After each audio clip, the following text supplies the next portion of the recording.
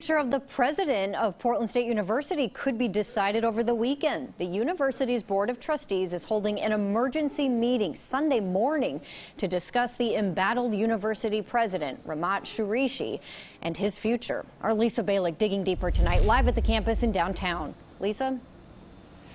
Well, the president's been on campus for less than 2 years, but now they're taking a look at possibly firing him. Now, what's happening now is he's facing accusations of not being honest with the Board of Trustees, deleting emails that are public record, and not treating his staff respectfully. He was offered an option to resign last fall and said no. The PSU Board of Trustees started an investigation 2 months ago looking into Shurishi while he's president. Before being named president of PSU in 2017, he was in New York as interim president at New York Institute of Technology. He has a doctorate in engineering from MIT. I reached out to PSU and Shurishi's attorney, but no one is commenting. Some students did want to talk. I think it's something where he needed a lot more oversight, and now we're getting that a little too late.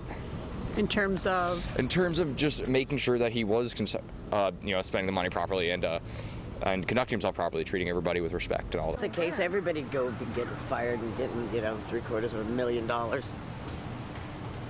Oh, that's just, Now, Governor Kate Brown appoints the trustees to the PSU board. It's a public university funded by taxpayer dollars. In a statement today, her office said, quote, the governor has been monitoring the situation at PSU closely, and she expects the board to resolve the situation quickly and take appropriate action.